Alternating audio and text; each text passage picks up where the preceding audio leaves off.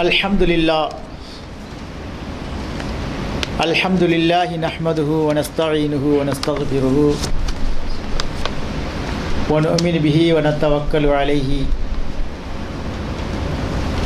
व नऊज़ु बिल्लाहि मिन शुरूरि अनफुसिना व मिन सय्यिआति अअमालिना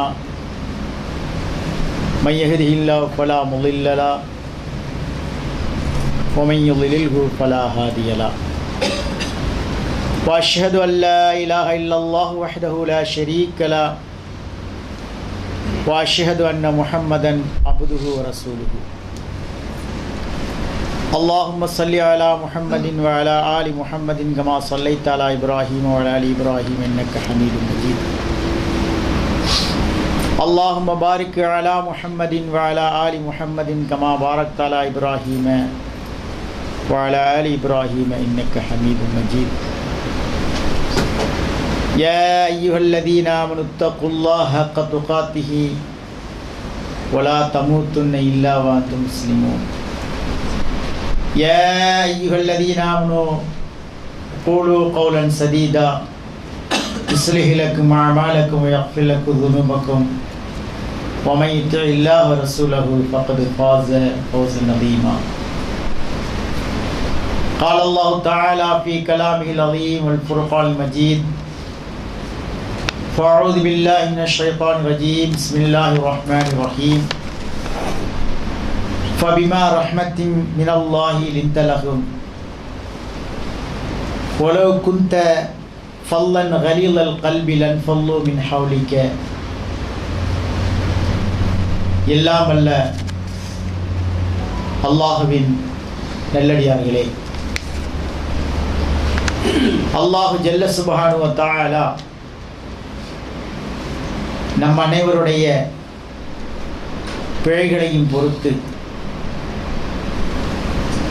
வலுவான ஈமானையும் உறுதியான இறையச்சத்தையும் நல்கி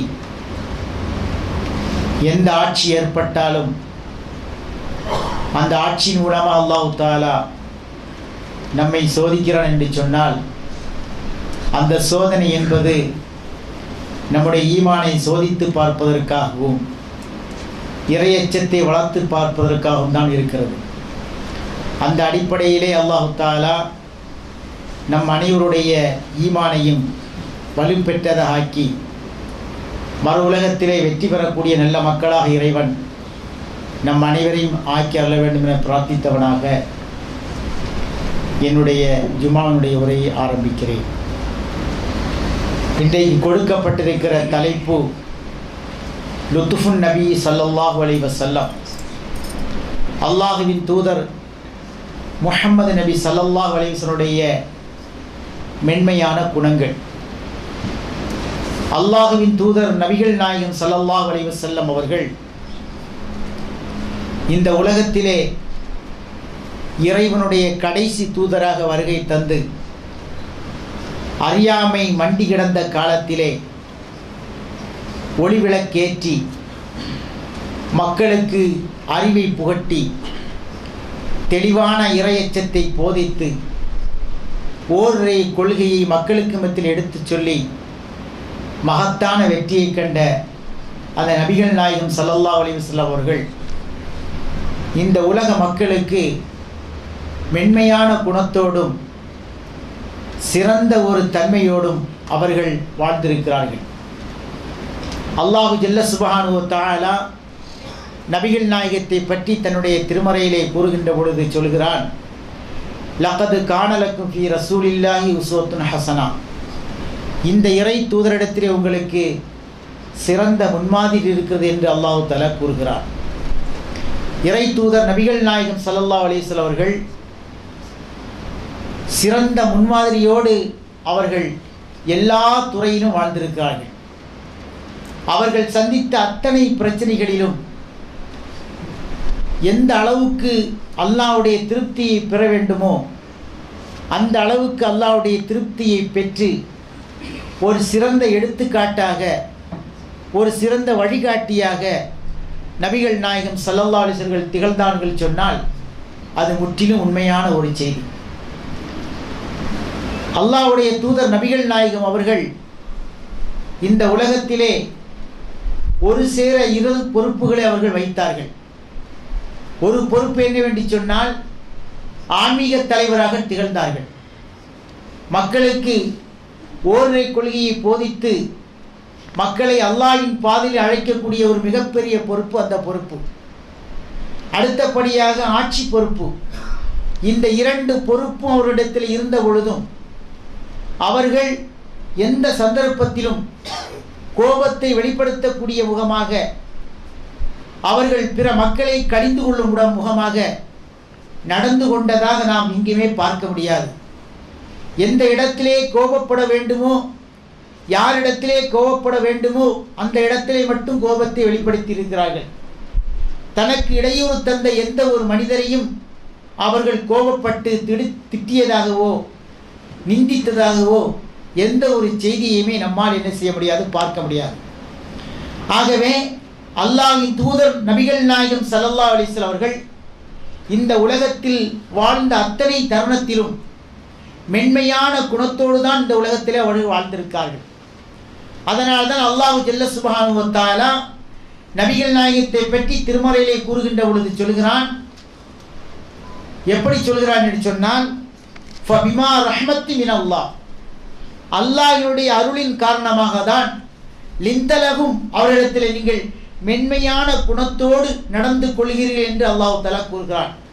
அல்லாஹ்வுடைய அருள் இருக்கின்ற ஒரே காரணத்தினால் நபிகள் நாயகம் ஸல்லல்லாஹு அலைஹி வஸல்லம் அவர்கள் எந்த மக்களை சந்தித்தார்களோ அந்த மக்கள் தொல்லைகள் தந்த பொழுதும் கொடுமைகள் தந்த பொழுதும் ஊரை விட்டு விரட்டியடித்த பொழுதும் அவர்களுடைய எல்லா பிரச்சனைகளையும் தலையிட்டு இடையூறு கொடுத்த பொழுதும் அவர்களுக்கு மத்தியிலே அல்லாஹ்வின் தூதர் எப்படி நடந்து கொண்டார்கள், மென்மையான குணத்தோடு நடந்து கொண்டார்கள் என்பதாக அல்லாஹ் ஜல்ல சுப்ஹானஹு வ தஆலா சொல்லிவிட்டு அடுத்த வசனத்திலே சொல்கின்ற பொழுது சொல்கிறான், ஒலோ குந்த ஃபல்லன் கலீலல் கல்பி, நீங்கள் கடுமையான இதயமுடையவராகவும் கடுமையான நடத்தை உடையவராக நீ இருந்திருப்பீர்கள் சொன்னால் லன்ஃபல்லூ மின் ஹவுலிக்க, எந்த மக்களை நீங்கள் சந்தித்தீர்களோ அந்த மக்களெல்லாம் உங்களை விட்டு ஓடி போயிருப்பார் என்று அல்லாஹ் தஆலா சொல்லி காட்டுகிறான். அப்போ ஒரு சமுதாயத்தை வழிநடத்தக்கூடிய ஆன்மீக தலைவராக இருக்கட்டும், ஆட்சி தலைவராக இருக்கட்டும், அவரிடத்தில் என்ன இருக்க வேண்டும் சொன்னால்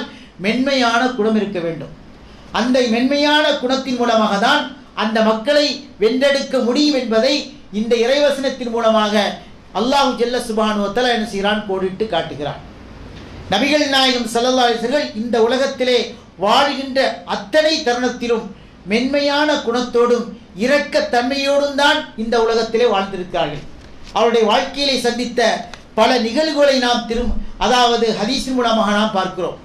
ஒரு சந்தர்ப்பத்தில் நாம் பார்க்கிறோம், அதாவது ஒன்றும் தெரியாத படிப்பறிவில்லாத ஒரு கிராமவாசி, அவருக்கு எப்படி நடந்து கொள்ள வேண்டும் என்பதே தெரியாது.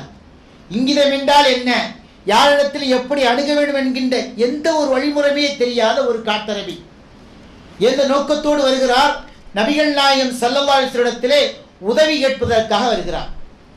உதவி கேட்க வருகின்ற பொழுது நபிகள் நாயகம் ஸல்லல்லாஹு அலைஹி வஸல்லம் அவர்களுடைய மேனியின் மீது நஜ்ரான் நாட்டில் தயாரிக்கப்பட்ட ஒரு கடினமான ஒரு போர்வையை அவர்கள் போர்த்தி இருந்தார்கள். அந்த போர்வையை கழுத்தில் போட்டு அப்படி போர்த்தி இருந்தார்கள். வந்த அந்த காட்டரபி, ஒன்றும் தெரியாத அந்த மனிதர், நபிகள் நாயகத்தில் உதவி கேட்பதற்கென்று ஒரு நடைமுறை இருக்கிறது. ஒரு இடத்தில் ஒரு மனிதனிடத்தில் சென்று உதவி கேட்போம் என்று சொன்னால் இடத்திலே கோபப்பட்டோ அதிகார தோரணையிலே யாருமே நாம் என்ன செய்ய மாட்டோம், உதவி கேட்க மாட்டோம். உதவி என்று நம்மிடத்திலே வந்துவிட்டது என்று சொன்னாலே அந்த உதவிக்கு எவ்வளவு நளினத்தை காட்ட வேண்டுமோ, எவ்வளவு மெல்லிய தன்மையை காட்ட வேண்டுமோ, அந்த மெல்லிய தன்மையும் நளினத்தையும் காட்டிதான் ஒரு இடத்திலே உதவி பெற வேண்டியது இருக்கிறது.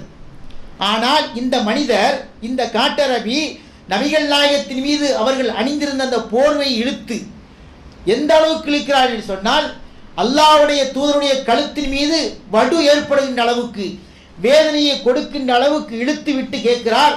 நபி யா முஹம்மது என்று பேர் சொல்ல அழைக்கிறார். முகமது என்று பேர் சொல்லி அழைத்து அவரிடத்தில் அல்லாஹ்வுடைய தூதரிடத்தில் உதவி கேட்கிறார். அல்லாஹ்வுடைய தூதர் அவரை திரும்பி பார்த்து விட்டு தன்னோடு வந்த தோழரிடத்திலே சொல்கிறார்கள், இந்த மனிதருக்கு நீங்கள் என்ன செய்யுங்கள், உதவி செய்யுங்கள். அந்த மனிதர் இன்னொன்றையும் கேட்கிறார், ஹதீஸில் வருகிறது, உம்முடைய சொத்திலும் நான் கேட்கவில்லை, அல்லாஹ் தஆலா தந்திருக்கின்ற அந்த செல்வத்திலிருந்து எனக்குண்டான உதவியை தாரும் என்று நபிகள் நாயகத்தை பார்த்து இங்கிதமற்ற முறையிலே, நாகரிகமற்ற முறையில் அவர் கேட்கிறார். அல்லாஹ்வுடைய தூதர் அப்படி அந்த மனிதன் நடந்து கொண்ட பொழுதும் கூட அவருடைய முகத்திலே கோபத்துடைய வெளிப்பாடு எதுவுமே இல்லை. புன்னகை புகுத்தவாறு அல்லாஹ்வுடைய தூதர் சொல்கிறார்கள், தன்னோடு வந்த தோழரிடத்திலே இந்த மனிதருக்கு நீங்கள் கொடுத்து உதவுங்கள், அல்லாஹ்வோட தந்திருக்கின்ற செல்வத்திலிருந்து இந்த மனிதருக்கு நீங்கள் கொடுத்து உதவுங்கள் என்று நபிகள் நாயகம் ஸல்லல்லாஹு அலைஹி சொல்கிறார்கள். சொன்னால் இந்த உலகத்திலே நாம் பார்க்கிறோம், எத்தனையோ ஆட்சியாளர்கள் இருக்கார்கள். ஆட்சியாளர்கள் என்று சொன்னாலே அவர்களுக்கென்று ஒரு தோரணை இருக்கும். அவர்களை எளிதில் அடையும், அவர்களை நாம் என்ன செய்ய முடியாது, அணுக முடியாது. அவர்களை தரக்குறைவாகவோ அல்லது தாழ்த்தியோ பேசிவிட்டால் அடுத்த நிமிஷமே அவருக்கு என்னதுதான், தண்டனை தான். அடுத்த நிமிஷம் அவர் சிறைசாலைக்கு தான் செல்ல வேண்டும். அப்படிப்பட்ட சூழ்நிலையை தான் உலகத்தில் நாம் பார்க்கிறோம். நபிகள் நாயகம் ஸல்லல்லாஹு அலைஹி வஸல்லம் எந்த மக்களை சந்தித்தார்களோ அந்த மக்களிடத்திலே சத்தியத்தை எடுத்து வைக்கின்ற பொழுது அதிகமான எதிரிகளை சம்பாதித்து வைத்திருந்தார்கள். அந்த எதிரிகளுக்கு மத்தியிலே கூட நபிகள் நாயகம் ஸல்லல்லாஹு அலைஹி வஸல்லம் எந்த சந்தர்ப்பத்திலும் கோபத்தை வெளிப்படுத்தி நடந்ததாக வரலாற்றிலே பார்க்க முடியாது. இந்த மனிதர் எந்த முறையில் முறையற்ற தன்மையிலே கேட்கிறார். முறையற்ற தன்மையிலே கேட்ட பிறகும் கூட நபிகள் நாயகம் ஸல்லல்லாஹு அலைஹி வஸல்லம் அந்த இடத்தில் கூட மென்மைத்தன்மை வெளிப்படுத்தி அந்த மனிதருக்கு கொடுத்துள்ளதுங்கள் என்றுதான் சொன்னார்களே தவிர வேறு எதுவுமே அவருடைய முகத்தில் நாம் பார்க்க முடியலை. இப்படிப்பட்ட ஒரு அருமையான தலைவரை உலகத்தில் எங்காவது நாம் பார்க்க முடியுமா? வரலாற்றிலே அப்படிப்பட்ட பேர் பெற்ற ஒரு தலைவரை உலகத்தில் எங்காவது நாம் கண்டிருக்கின்றோமா? இல்லவே இல்லை. ஆனால் நபிகள் நாயகம் ஸல்லல்லாஹு அலைஹி வஸல்லம் மட்டும்தான் இந்த உலகத்திலே அவ்வளவு அற்புதமான ஒரு மனிதராக, அவ்வளவு சிறந்த ஒரு மனிதராக திகழ்ந்தார் என்று சொன்னால் அல்லாஹு ஜல்ல சுப்ஹானஹு வ தஆலா அதனால்தான் அல்லாஹ்வுடைய தூதரை பார்த்து கூறுகிறான், உங்கள் நபி இடத்திலே உங்களுக்கு அழகிய முன்மாதிரி இருக்கிறது என்று அல்லாஹ் தஆலா சொல்லி காட்டுகிறார். அது மட்டுமல்லாமல் நபிகள் நாயகம் ஸல்லல்லாஹு அலைஹி வஸல்லம் வெளியிலே எப்படி நடந்து கொண்டார்களோ அதுபோலதான் தன்னுடைய இல்லத்தில் நடந்து கொண்டார்கள். சில பேருடைய வாழ்க்கையிலே அவர்கள் வெளி உலகத்திலே நல்லவர்களை போன்று காட்டிக்கொள்வார்கள். ஆட்சியாளர்கள் அப்படிதான் இருக்கிறார்கள். இன்றைய ஆட்சியாளர்கள் எல்லாம் அப்படிதான் இருக்கிறார்கள். வெளி உலகத்தில் அவர்கள் நல்லவர்களை போன்று என்ன செய்வார்கள், காட்டிக்கொள்வார்கள். உள்ளுக்குள்ளே அவர்களுக்கு வேறொரு வாழ்க்கை இருக்கும், வேறொரு துறை இருக்கும். அந்த உள்ளுக்குள்ளே நுழைந்து பார்த்தோம் என்று சொன்னால் அவ்வளவு அழுக்கங்களும் அவ்வளவு மோசமான நிலைமைகள் தான் அவருடைய வாழ்க்கையில் இருக்கும். ஆனால் நபிகள் நாயகம் ஸல்லல்லாஹு அலைஹி வஸல்லம் உள்ளுக்குள் வீட்டுக்குள்ளே எப்படி வாழ்ந்தார்களோ அதுபோலதான் வெளியிலே வாழ்ந்தார்கள். வீட்டுக்குள்ளே குடும்பத்தில் என்ன செய்தார்கள், அந்யோன்யமாக குடும்பத்தை அனுசரித்து குடும்பத்துக்கு தேவையான எல்லா உதவிகளையும் செய்துதான் அவர்கள் குடும்பத்தில் நல்ல பேர் எடுத்தார்கள்.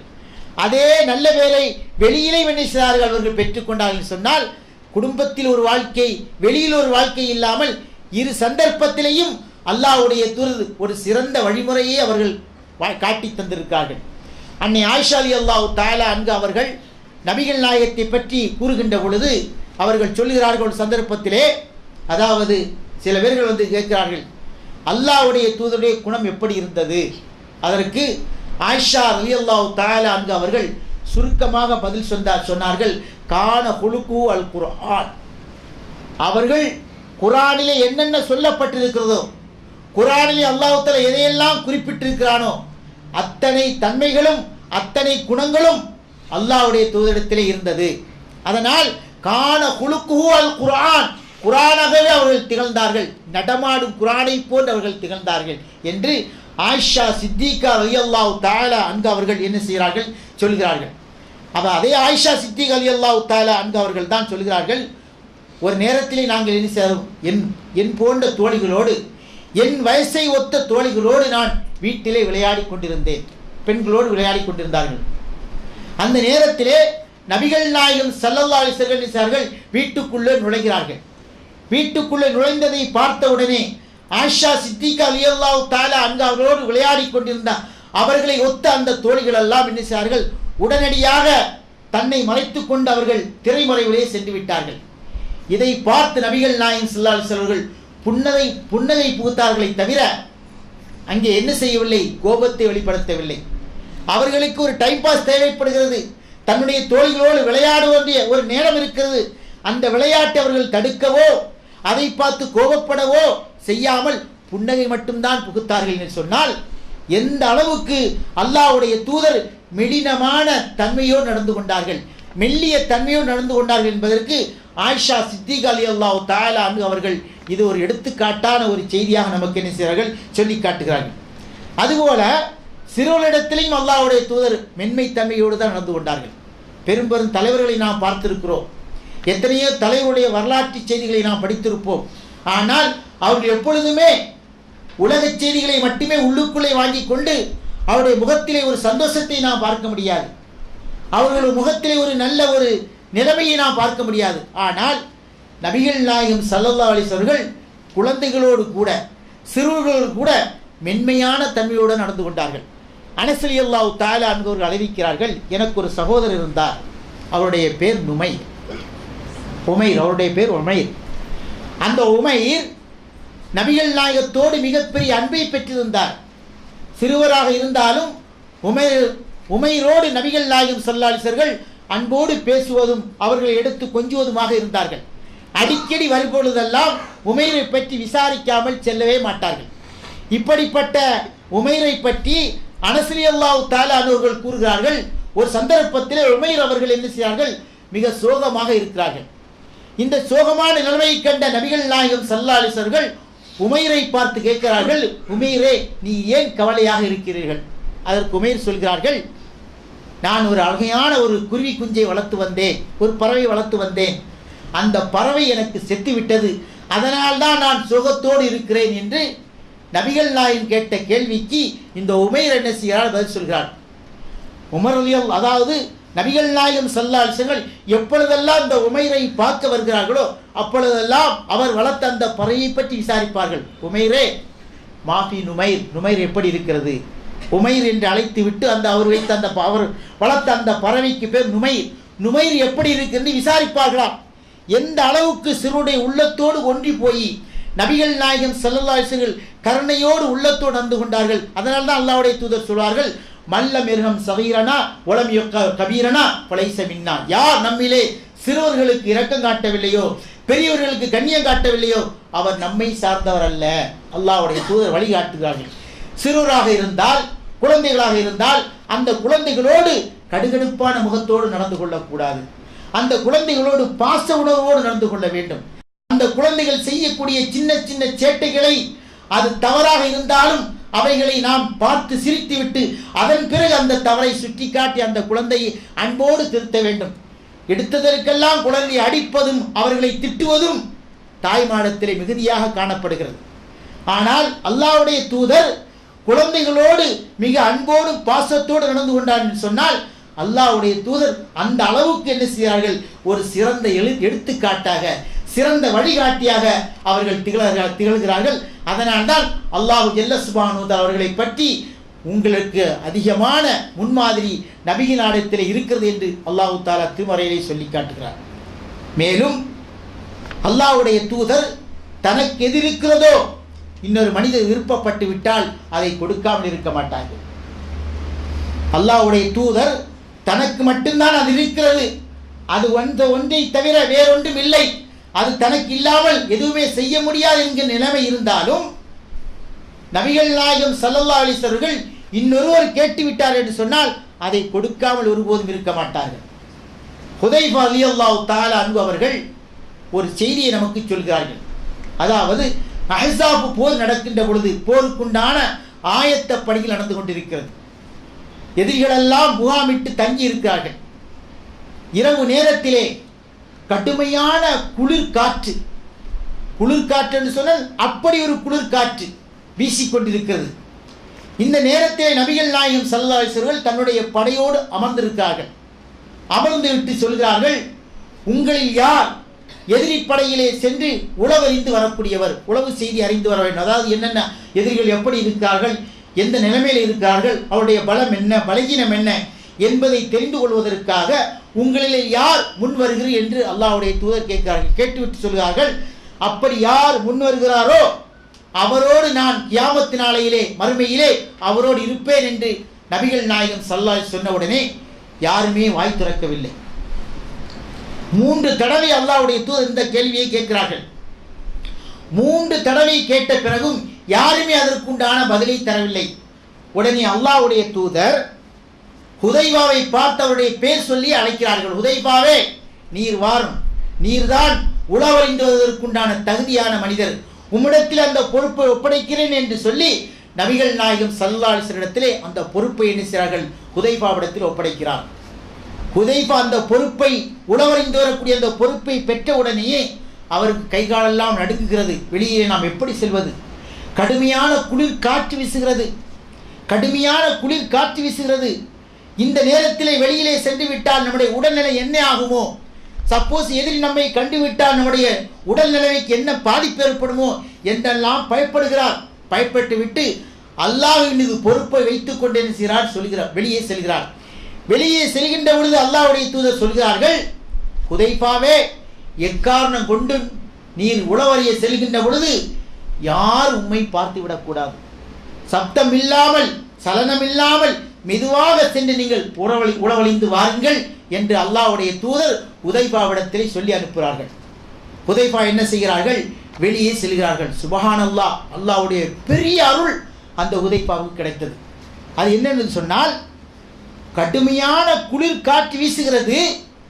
ஆனால் ஹுதைபாவுடைய உடலுக்கு அல்லாஹ் தஆலா பிரத்யேகமாக ஒரு சூட்டுத்தன்மையை கொடுக்கிறான், வெப்பத்தை கொடுக்கிறான். அந்த வெப்பத்தோடு அவருடைய உடலெல்லாம் குளிரை எதிர்த்து செயல்படுகிறது. குளிர் வெளியில எவ்வளவு அடித்தாலும் அவருடைய உடலுக்கு எந்த விதமான பாதிப்புமே இல்லை. தைரியமாக செல்கிறார். உளவறிவதற்காக தைரியமாக செல்கின்ற பொழுது அங்கே அபூ சுஃபியானை பார்க்கிறார். அபூ சுஃபியான் அப்பொழுது எதிரியுடைய அணியிலே இருக்கிறார், இஸ்லாத்தை ஏற்றுக்கொள்ளவில்லை. ஹுதைபாவுக்கு ஒரு மிகப்பெரிய சந்தர்ப்பம். அபூ சுஃபியானை போட்டு தள்ளிவிட்டால் ஒரே ஒரு அம்பு போதும். என்னுடைய அம்பிலிருந்து ஒரு அம்பை எடுத்து அபூ சுஃபியானை தாக்கிவிட்டால் அவர் ஸ்பாட் அவுட் ஆகிவிடுவார், உடனே அவர் மௌத்து தான். அப்படிப்பட்ட ஒரு சந்தர்ப்பம் கிடைத்தும் கூட அல்லாஹ்வுடைய தூதனிடத்திலே சொன்னார்கள், எக்காரணம் முன்னிட்டும் நீ என்ன செய்யக்கூடாது? யாருக்கும் சப்தத்தை ஏற்படுத்தக்கூடாது, அமைதியாக சென்று அமைதியாக வர வேண்டும் என்று சொன்னார்கள். அந்த செய்தி என்னுடைய காதுக்கு, என்னுடைய நினைவுக்கு வந்தது. அதனால் நான் என்ன செய்யவில்லை? அபூ சுஃபியானுக்கு எந்த தொல்லையும் கொடுக்காமல் அமைதியாகவே சென்றேன். நான் செல்கின்ற வழியெல்லாம் என்னுடைய உடலுக்கு அல்லாஹ் தஆலா வெப்பத்தை தந்து கொண்டே இருந்தான். கடைசியில் நான் உளவறிந்து அந்த செய்தியை அல்லாஹ்வுடைய தூதரிடத்திலே கொண்டு ஒப்படைத்தேன். ஒப்படைத்த அடுத்த மாத்திரத்திலேயே என் உடலுக்கு கடுமையான குளிர் மீண்டும் தாக்க ஆரம்பித்தது. வெளியில் சென்ற பொழுது குளிரில்லை, அவருக்கு தேவையான வெப்பம் வந்தது. ஆனால் உளவறிந்து செய்தியை கொண்டு அல்லாஹ்வுடைய தூதரத்தை ஒப்படைத்த அடுத்த நிமிஷமே அவருக்கு கடுமையான குளிர் வீசுகிறது, அப்படியே உடல் நடுங்குகிறது. அந்த நேரத்திலே அல்லாஹ்வுடைய தூதர் தான் அணிந்திருந்த போர்வையை, தனக்கு இல்லை என்றாலும் பரவாயில்லை, தன்னுடைய தோழருக்கு அது கிடைக்க வேண்டும், தன்னை கொண்டு ஈமான் கொண்டு அந்த தோழருக்கு கிடைக்க வேண்டும் என்பதற்காக நபிகள் நாயகம் ஸல்லல்லாஹு அலைஹி வஸல்லம் அந்த போர்வையை அந்த ஹுதைபாவுக்கு அணிவித்தார்கள். ஹுதைபா நீண்ட தூரம் பயணத்தை மேற்கொண்டதின் காரணமாக களைப்பு ஏற்பட்டு கதகதப்பான போர்வை கிடைத்த மாத்திரத்திலே அவர் தூங்கி விடுகிறார். அப்படி அசந்து தூங்கி விடுகிறார். காலையிலே சுபுஹுக்கு எழுந்திருக்கின்ற பொழுது எல்லோரும் விழுந்து விட்டார்கள், ஹுதைபா எழுந்திருக்கவில்லை. நபிகள் நாயகம் ஸல்லல்லாஹு அலைஹி வஸல்லம் யா நௌமான், தூங்கி கொண்டு தூங்கி மூஞ்சி என்று மட்டும்தான் அழைத்தார்கள். அழைத்து அவரையும் தொழுகைக்காக அழைத்து சென்றார்கள். இந்த செய்தியில் நமக்கு என்ன தெரிகிறது? நபிகள் நாயகம் ஸல்லல்லாஹு அலைஹி வஸல்லம் தனக்கே இல்லை என்றாலும் கூட அடுத்தவருக்கு அதை கொடுத்து உதவி இருக்கிறார்கள். ஏனென்று சொன்னால், தன்னை கொண்டு ஈமான் கொண்ட ஒரு மனிதருக்கு எந்த ஒரு பாதிப்பு ஏற்பட்டாலும் அந்த இடத்திலே அல்லாஹ்வுடைய தூதர் உதவி செய்யாமல் இருக்க மாட்டார்கள். இன்றைக்கு நாம் தலைவரை எல்லாம் பார்க்கிறோம். எந்த தொண்டனை வைத்து தலைவர்கள் மிகப்பெரிய பதவிக்கு வருகிறார்களோ, பதவிக்கு வந்ததோடு சரி, தனக்காக பாடுபட்டவன், தனக்காக ரத்தத்தை சிந்தியவன், தனக்காக உழைத்தவன், எதை பற்றியுமே அவர்களுக்கு கவலை இருக்காது. தன்னுடைய பதவிதான் அவர்களுக்கு குறியாக இருக்கும். அவர்கள் எந்த உழைப்பும் செய்யாமலேயே உயர்ந்த பதவியிலே இருப்பார்கள். அவர்களுக்காக பாடுபட்டு தொண்ட கிளியை கத்தி மேடையா பேசி அவர்களை உயர்ந்த பதவியில் வைப்பதற்காக போராடி அந்த மனிதன், அவனுக்கு எந்த உதவியும் செய்யாத ஒரு தலைவர்களை தான் உலகத்திலே நாம் பார்க்கிறோம். ஆனால் நபிகள் நாயகம் ஸல்லல்லாஹு அலைஹி வஸல்லம் எல்லா மனிதரிடத்திலையும் அன்போடும் பாசத்தோடும் நடந்து கொண்டார்கள். தனக்கே இல்லை என்று சொன்னால் கூட அடுத்தவர்களுக்கு கொடுத்துதான் அல்லாஹ்வுடைய தூதர் உதவி இருக்கார் என்று சொன்னால், இது போன்ற ஒரு தலைவரை உலக வரலாற்றில் நாம் என்ன செய்ய முடியாது, ஒருபோது பார்க்க முடியாது. நபிகள் நாயகம் ஸல்லல்லாஹு அலைஹி வஸல்லம் அவர்கள் ஒரு சந்தர்ப்பத்தில் என்ன செய்கிறார்கள், வெளியே வருகிறார்கள். அப்பொழுது ஒரு மனிதர், ஒரு சிறுவர் என்ன செய்கிறார், பேரீச்ச மரத்தில் அப்படி பழங்கள் எல்லாம் பழுத்து தொங்குகிறது. அந்த சிறுவர் கல்லை எடுத்து அந்த பேரீச்ச மரத்தை பார்த்து அடிக்கிறார். அல்லாஹ்வுடைய தூதர் அந்த பாதையிலே சென்று கொண்டிருக்கும் பொழுது இந்த நிகழ்வு நடக்கிறது. அல்லாஹ்வுடைய தூதர் என்ன செய்கிறார்கள், அந்த சிறுவனிடத்திலே போய் சென்று அன்பாக சொல்கிறார்கள், சிறுவரே, பழங்களை நீர் மரத்திலிருந்து கல்லெடுத்து அடிக்க வேண்டிய தேவையில்லை. அந்த கல் யாருடைய மேலாவது படலாம், எங்காவது பட்டு யாருக்காவது விபத்தை தந்து விடலாம். ஆகவே இந்த கல்லை கொண்டு நீ அடிக்க தேவையில்லை, கீழே விழுந்து கிடக்கக்கூடிய பழத்தை மட்டும் எடுத்து சாப்பிடுங்கள் சொல்லிவிட்டு அல்லாஹ்வுடைய தூதர் அந்த சிறுவருக்காக துஆ செய்கிறார்கள். அல்லாஹும்ம அஷ்பிர், இந்த மனிதருக்கு, இந்த சிறுவருக்கு யா அல்லாஹ் அவருடைய வயிற்றை நிரப்பி கொடுப்பாயாக, அவருடைய பசியை போக்குவாயாக என்று நபிகள் நாயகம் ஸல்லல்லாஹு அலைஹி வஸல்லம் அந்த சிறுவரிடத்திலே கூட அன்பாக தான் நடந்து கொண்டார்கள். அந்த சிறுவரிடத்திலே கடிந்து கொள்ளவில்லை, அந்த சிறுவரிடத்திலே கடுமையான முகத்தினோடு நடந்து கொள்ளவில்லை, அன்போடும் பாசத்தோடு நடந்து கொண்டார்கள். அதனால்தான் சிறுவர்கள் கூட நபிகள் நாயகத்தை அதிகமாக நேசித்தார்கள். சிறியவர்கள், பெரியவர்கள், குழந்தைகள், பெண்கள், ஆண்கள் என்று அத்தனை பேரிடத்தையும் நபிகள் நாயகம் அன்போடும் பாசத்தோடு நடந்து கொண்டார்கள் சொன்னால் அல்லாஹ்வுடைய மிகப்பெரிய கருணை, அல்லாஹ்வுடைய மிகப்பெரிய கிருபை. அந்த கிருபை தான் அவரிடத்தில் அந்த அளவுக்கு ஒரு பாசத்தை, நேசத்தை கொடுத்திருக்கிறது. ஆயிஷா சித்திகா ரலியல்லாஹு தஆலா அன்ஹா அவர்கள் என்ன செய்கிறார்கள், ஒரு செய்தியை நமக்கு சொல்கிறார்கள். அதாவது ஒரு யகூதி என்ன செய்கிறான், நபிகள் நாயகத்தை பார்க்க வருகிறார்.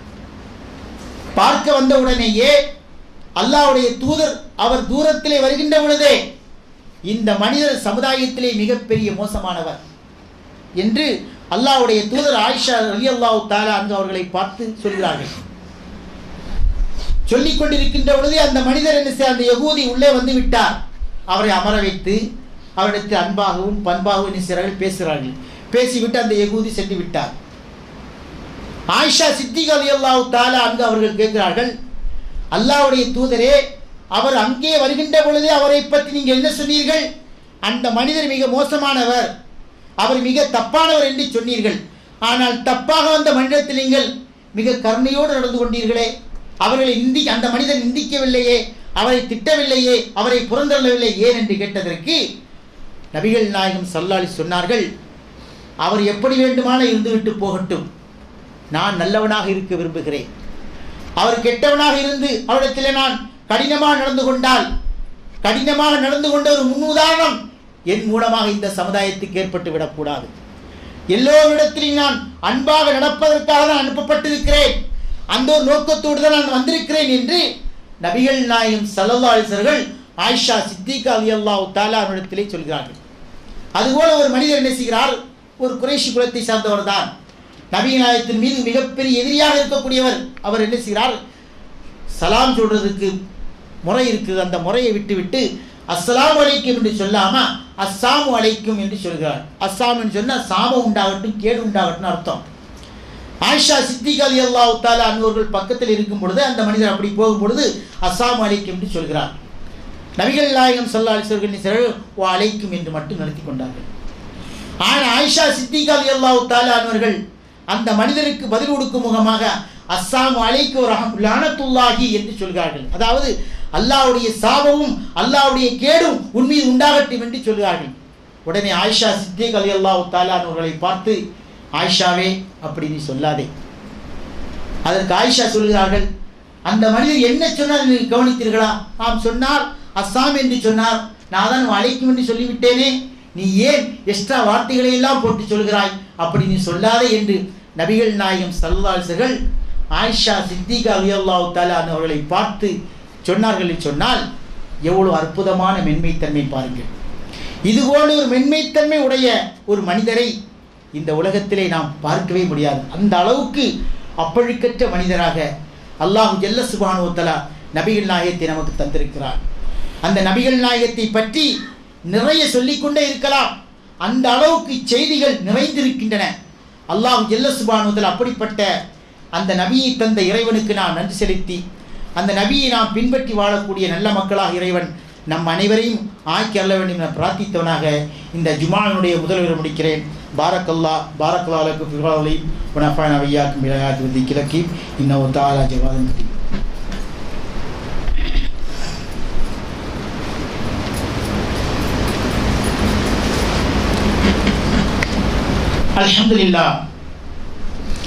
அல்ஹம்துலில்லாஹ் நஹ்மதுஹு வ நஸ்தஈனுஹு வ நஸ்தக்ஃபிருஹு வ நு'மினு பிஹி வ நதவக்கலு அலைஹி.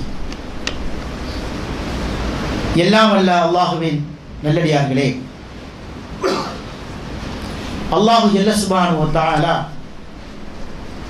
நபிகள் நாயகம் ஸல்லல்லாஹு அலைஹி வஸல்லம் அவர்களை நமக்கு ஒரு சிறந்த முன்மாதிரியாக வழிகாட்டியாக நமக்கு தந்திருக்கிறார்.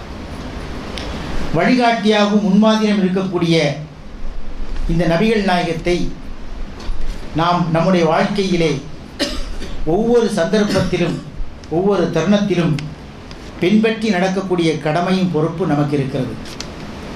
ஆனால் இன்றைக்கு நிலைமை என்னவென்று சொன்னால், முஸ்லிம்களாக இருக்கக்கூடிய நம்மிலே பல பேர்கள் அல்லாஹ்வுடைய தூதர் என்ன சொல்லி தந்திருக்கிறார்களோ அந்த சொல்லுக்கு மாற்றமாக வாழக்கூடிய மக்களை தான் நாம் பார்க்கிறோம்.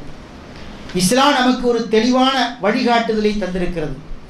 அந்த வழிகாட்டுதலை விட்டுவிட்டு நாம ஒரு வழியை தேர்ந்தெடுத்து கொண்டு நடந்தோம் என்று சொன்னால் அந்த வழிக்கு மறுமையிலே எந்த விதமான வெற்றியும் கிடைக்காது. அப்படிப்பட்ட பாதையை தேர்ந்தெடுத்தியவர்கள் செல்கிறார்களோ அவர்கள் மறுமையிலே தோல்வியை தான் தழுவுவார்கள். ஆகவே அல்லாஹ்வுடைய தூதரை அல்லாஹ் ஜல்ல சுப்ஹானஹு வ தஆலா நமக்கு ஒரு சிறந்த வழிகாட்டியாக தந்துவிட்டு சொல்கிறான், அத்தியுல்லாஹ் வ அத்தியுர் ரசூல். அல்லாஹ்வுக்கு நீங்கள் கட்டுப்படுங்கள், அல்லாஹ்வுடைய தூதருக்கு நீங்கள் கட்டுப்படுங்கள். இந்த தூதரிடத்தில் உங்களுக்கு அழகிய முன்மாதிரி இருக்கிறது.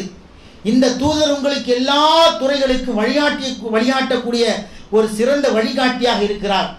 ஆகவே அந்த தூதரை நீங்கள் முழுமையாக பின்பற்றுங்கள் என்று இறைவன் பல வசனங்களை நமக்கு சொல்லி காட்டுகிறார். ஆனால் அந்த வசனங்கள் எல்லாம் திருமறையில் தான் இருக்கிறதை தவிர நம்முடைய வாழ்க்கையில் நாம் கொண்டு வருவதற்கு மிக மிக என்ன செய்கிறோம், பின்தங்கி இருக்கிறோம். இந்த நிலைமை மாறி நாம் என்ன செய்ய வேண்டும், முழுமையாக திருமறை குர்ஆனை நாம் படித்து அல்லாஹ் தந்திருக்கிற நபிகள் நாயகத்துடைய வாழ்க்கை வரலாறை படித்து அந்த பொன்மொழிகள் மூலமாக நமக்கு என்ன தேவை இருக்கிறதோ அத்தனை தேவைகளையும் எடுத்து நாம் நடந்தோம் என்று சொன்னால் இம்மையில் நமக்கு கண்டிப்பாக அல்லாஹ் தஆலா வெற்றியை தருவான், மறுமையில் நமக்கு கண்டிப்பாக வெற்றியை தருவான். நாம் இப்பொழுது ஒரு சோதனையான காலகட்டத்திலே வாழ்ந்து கொண்டிருக்கிறோம். ஏனென்று சொன்னால் இந்தியாவை பொறுத்த மட்டிலே ஆட்சி மாற்றம் ஏற்பட்டு விட்டது. யாரை நாம் எதிரி என்று சொன்னோமோ, எந்த எதிரி ஆட்சிக்கு வரக்கூடாது என்று சொன்னோமோ அந்த எதிரியே பல மடங்கு வெற்றிகளை பெற்று என்ன செய்கிறான், இன்றைக்கு ஆட்சி அமர்வதற்கு இருக்கிறான். அல்லாஹ் தஆலா ஆட்சி நாடியவர்களுக்கு கொடுக்கிறான், நாடியவர்களிருந்து ஆட்சியை பிடுங்குகிறான் என்று இறைவன் திருமறையிலே சொல்கிறான். யூத்தில் ஹிக்மத்த மந்தஷா, இறைவன் திருமறையிலே சொல்லி காட்டு, இறைவா நாடியவருக்கு ஆட்சியை கொடுக்குகிறாய், நாடியவர்களிருந்து ஆட்சியை நீ பிடுங்குகிறாய். ஆட்சியை கொடுத்தது அல்லாஹ் ஜல்ல சுப்ஹானஹு வ தஆலா. ஆனால் அல்லாஹ் ஜல்ல சுப்ஹானஹு வ தஆலா ஒரு சமுதாயத்தை, ஒரு இஸ்லாமிய சமுதாயத்தை சோதிப்பதற்கு நாடிவிட்டான்னு சொன்னால் அநியாயக்கர ஆட்சியாளர்கள் மூலமாக கூட நம்மை சோதிப்பான். அந்த சோதனையான காலகட்டத்திலே நாம் என்ன செய்ய வேண்டும், முழுமையான ஈமானோடு இந்த உலகத்திலே வாழ வேண்டும். எந்த சந்தர்ப்பத்திலும் ஈமானை விட்டு கொடுக்கக்கூடிய நிலைமையிலே நாம் வந்துவிடக்கூடாது. எந்த சந்தர்ப்பத்திலும் நம்முடைய மார்க்கத்திற்கு புறம்பாக எந்த ஒரு செயல் ஏற்பட்டாலும் அதை துணிந்து செயல்படக்கூடிய அந்த தகுதியும் அந்த திராணியும் நம்மிடத்தில் இருக்கிறது என்பதை நாம் வெளிப்படுத்தி காட்ட வேண்டும். அப்படிப்பட்ட நல்ல மக்களாக இறைவன் நம் அனைவரையும் ஆக்கி அருள வேண்டும் பிரார்த்தித்து நான் முடிக்கிறேன். அஸ்ஸலாமு அலைக்கும் வரஹ்மத்துல்லாஹி தஆலா வபரகாத்துஹு.